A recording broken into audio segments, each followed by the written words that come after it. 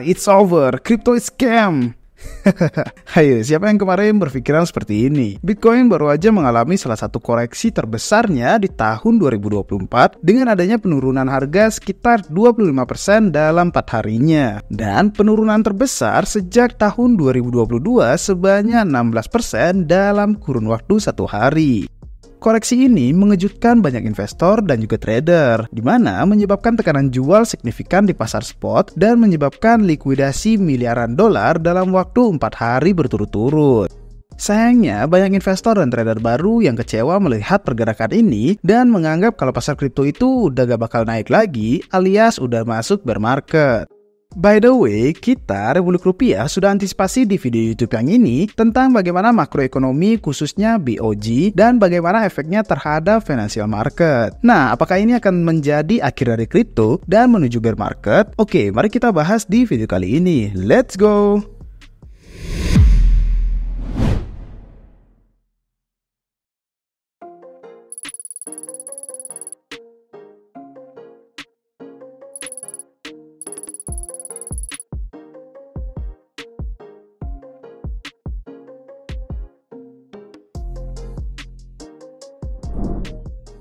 Oke, kabar gembira sebelum kita mulai, kita mau bagi-bagi tiket Coinvest sejumlah 2 tiket. Nah, buat kalian yang udah megang NFT Heritage, kalian akan berkesempatan memenangkan 1 tiket Coinvest. Dan satu lagi, kalian hanya perlu berkunjung ke websitenya republikpassport.io, daftarkan email kalian di sana, dan kita akan undi siapa pemenang dari 1 tiket Coinvest lagi. So, untuk pemenangnya, kita akan umumkan di bulan Agustus sebelum acara. Pastikan kalian sign up ya guys, jangan sampai ketinggalan.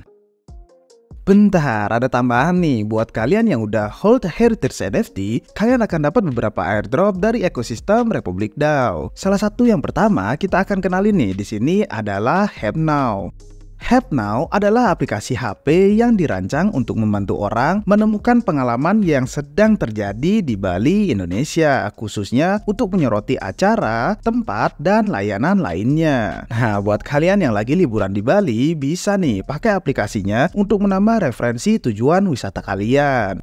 Kalian bisa kunjungi websitenya untuk tahu lebih lanjut tentang HappNow, yaitu di happnow.com.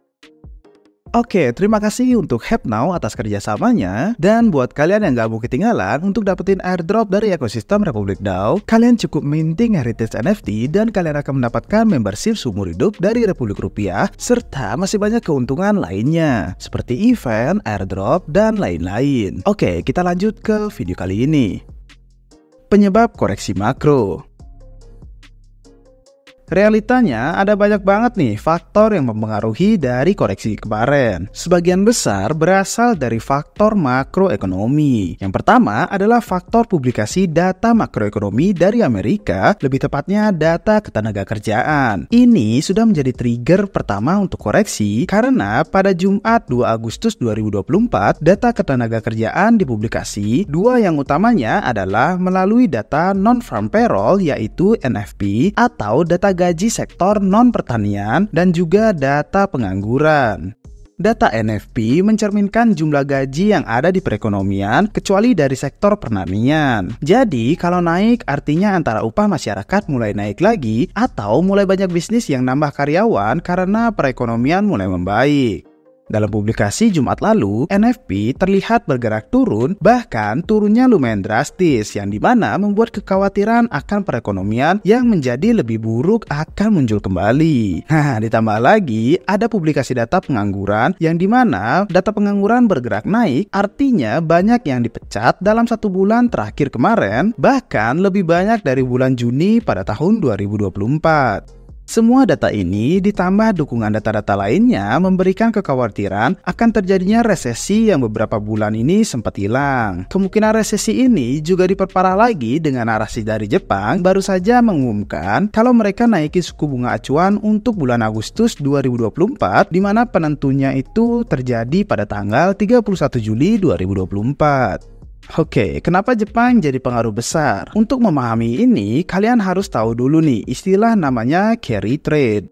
Carry trade adalah istilah strategi dalam pasar keuangan di mana seorang investor atau trader meminjam uang dari negara yang suku bunganya rendah dan menggunakan pinjaman tersebut untuk melakukan leverage untuk memutar uangnya di pasar keuangan. Nantinya uang itu akan masuk ke aset yang memiliki keuntungan besar sehingga bisa menutupi biaya dari pinjaman serta bunga sekaligus dan memberikan keuntungan bagi investor atau trader tersebut. Jadi ibaratnya mereka ini trading pakai leverage, yang leverage-nya itu gak pakai funding rate alias jadi hampir gratis. Mereka otomatis dapat modal tambahan karena mereka gak harus bayar biaya yang cukup besar. Jepang dikenal sebagai negara dengan suku bunga yang rendah. Dalam sejarahnya nih, mereka selalu menerapkan suku bunga acuan negatif, artinya orang justru harus bayar buat nabung dan diberi bonus untuk yang mau melakukan pinjaman. Tujuannya biar konsumsi negara terus berjalan, terutama di negaranya sendiri. Jadi orang itu gak suka nimbun uang cuma lewat tabungan. Hasilnya banyak investor dan trader lokal maupun global yang berbondong-bondong untuk datang ke Bank Jepang karena bisa jadiin pinjaman ini untuk melakukan leverage dengan biaya yang sangat rendah, bahkan lebih rendah dari minjem di negaranya masing-masing. Jadi, misalnya orang mau invest di ETF indeks S&P 500 yang return per tahunnya sekitar 25% kurang, mereka bisa minjem uang buat invest di situ dari Bank of Jepang yang pada saat itu gak ada biayanya karena suku bunga mereka itu sekitar minus 0,1% dan cuma harus bayar biaya 0,15% dari biaya pengelolaan ETF. Contohnya, misalkan mereka minjem nih 1 juta yen atau sekitar 111 juta, mereka bisa dapat untung 24,14% atau sekitar 26 juta gak pakai modal sendiri sama sekali kecuali jaminan utangnya tadi. Setelah 17 tahun, akhirnya suku bunga acuan Jepang berubah pada Maret 2024, yaitu naik ke angka 0,1% dan sekarang naik lagi ke angka 0,25%. Kondisi ini membuat investor dan trader yang pakai strategi ini harus jual kembali aset-aset mereka buat rekonstruksi atau menata ulang strategi mereka. Soalnya bunganya berubah, jadi sekarang ada biaya yang lebih tinggi yang harus mereka bayar. Nah, ditambah lagi bunga pinjaman buat leverage ini biasanya floating ya, alias bisa saja berubah-ubah. Jadi inilah kenapa perubahan suku bunga acuan membuat koreksi di pasar keuangan, karena pada jualan buat menata ulang strategi investasi mereka. Kalau aset-aset yang aman aja dijual, biasanya aset yang beresiko seperti saham dan kripto pasti akan kena imbasnya. Jadi gak bisa dipungkiri, ini akan membuat pasar koreksi gak cuma di kripto tapi hampir di semua financial market. Oke, lantas apa nih potensinya dan apa solusinya? Bersama dengan koreksi ini, bahkan negara yang jadi pusat pasar keuangan yaitu Amerika Serikat juga terlihat mengalami kesulitan karena aset-aset yang terikat sama negaranya terlihat bergerak sangat turun. Menanggapi hal ini, Bank Sentral Amerika katanya lagi mempertimbangkan untuk melakukan penurunan suku bunga acuan secara mendadak. Ini adalah sesuatu yang udah ditunggu sejak lama oleh para investor. Pernyataan potensi penurunan suku bunga dadakan ini disampaikan oleh salah satu dewan anggota komite FOMC yang menjadi presiden Bank Sentral Cabang San Francisco yang bernama Mary Daly. Pernyataannya ini muncul setelah melihat data sektor ketenagakerjaan yang menurutnya dapat menjadi pertanda kalau Bank Sentral tidak merubah apapun. Perekonomian bisa jadi bermasalah. Ia menyatakan pernyataan ini bahkan sebelum adanya narasi dari Jepang, sehingga secara menyeluruh kondisi saat ini dapat mendesak Bank Sentral untuk melakukan penurunan suku bunga acuan. Suku bunga acuan yang turun dapat memulihkan pasar keuangan karena akan kembali meningkatkan likuiditas di pasar. Soalnya kalau suku bunga acuan turun, insentif orang buat nabung atau nyimpan duit mereka di aset rendah resiko seperti obligasi otomatis akan turun karena return di aset tersebut juga akan turun. Jadinya ini akan mendorong orang untuk beli aset berisiko tinggi atau sekalian konsumsi aja nih buat mendorong perekonomian. Walau suku bunga acuan turun tidak selalu baik ya, karena akan meningkatkan jumlah uang yang beredar, terutama dalam kondisi inflasi tinggi seperti yang terjadi di Amerika. Suku bunga acuan yang rendah bisa menurunkan nilai dari dolar Amerika yang sekarang lagi ketinggian. Kalau dolar Amerika turun, ekspor Amerika bisa saja naik karena harga barangnya bisa menjadi lebih murah dari sekarang dengan perbandingan mata uang lainnya. Hasilnya, neraca atau kondisi keuangan negara bisalah kebantu dikit karena kalau ekspor naik, pendapatan negara otomatis naik dan defisit negara bisa berkurang. Apalagi kalau kita mengingat sekarang Amerika sering banget nih ngeluarin duit untuk bayar biaya perang yang seharusnya mungkin ya bisa dipakai untuk bantuin masyarakatnya sendiri dari sisi bansos sampai dana pendidikan student loan yang bengkak. Tapi di sisi lain ada juga anggota komite yang gak setuju buat nurunin suku bunga acuan. Yang tidak setuju yaitu Presiden The Fed cabang Chicago, yang dimana beliau menyatakan kalau penurunan suku bunga acuan dadakan itu sangatlah langka dan kemungkinan terjadinya sangatlah kecil untuk bulan ini. Ia juga menambahkan kalau kebijakan The Fed atau Bank Sentral Amerika itu bukan untuk membuat investor di pasar keuangan merasa nyaman menanggapi banyaknya tuntutan penurunan suku bunga acuan dari investor global.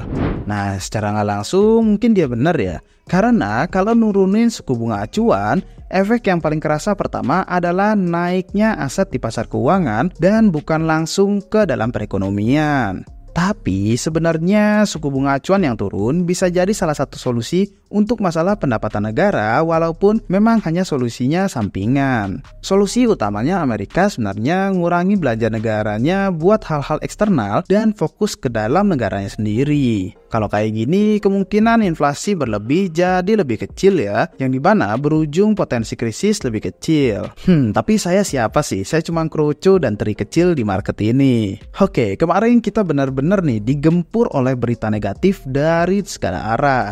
Ada kabar dari beberapa pelaku industri seperti Jam Crypto, salah satu perusahaan investasi besar di kripto yang katanya mau jualan ETH lebih dari $300 juta setelah cabut staking di beberapa platform. Terus ada Genesis, salah satu platform investasi aset digital yang juga hampir mirip seperti Mt. Gox yang bangkrut, yang dimana katanya mau mulai bagiin $4 miliar dalam bentuk aset digital seperti Bitcoin, Ethereum, dan beberapa altcoin dan juga stablecoin. Jadi sabar-sabar dulu ya guys. Kalau udah lama di kripto pasti kalian udah tahu lah kondisi seperti ini gak bakalan bertahan lama. Ngomongin siklus, kondisi seperti ini bisa kalian jadikan kesempatan ya. Tapi yang paling penting itu adalah persiapannya. Oke, coba deh kalian nonton video RR yang ini ya. Siapa tahu kalian tambah lebih tenang. Kalau kita lihat dari kepanikan orang-orang, tapi tetap saja ada yang melihat bahwa ini adalah potensi untuk melakukan DCA. Contohnya Mr. 100 dan masih banyak lagi di luar sana. Mr. 100 terus akumulasi BTC dari kemarin dan kemarin telah akumulasi sebanyak 1.850 BTC atau sekitar $100 juta. Oke, kali ini adalah tambahan ya. Ini adalah hal yang menarik yang bisa kalian bayangkan. Volatility Index kemarin sempat melonjak sangat tinggi, di mana ini hanya terjadi jika ada flash crash dalam ekonomi. Seperti pada saat krisis COVID 2020, krisis subprime mortgage pada tahun 2008, dan kita kemarin kembali melihatnya. Dan kalian tahu apa yang terjadi selanjutnya pada saat crash COVID? Bitcoin dan aset kripto lainnya mendapati banana zone berkat dorongan kebijakan moneter dan fiskal atau yang kalian kenal printing money. Tapi itu tidak berarti pasti akan terjadi ya. Cuma bahas sejarah saja, sekalian memberikan kalian informasi. So, gimana menurut kalian guys? Apakah koreksi ini akan cepat pulih atau akan ada koreksi susulan yang lebih dalam lagi? Berikan komentar kalian di bawah ya. Oke, sekian aja untuk video hari ini. Sampai jumpa di video selanjutnya. Cheers!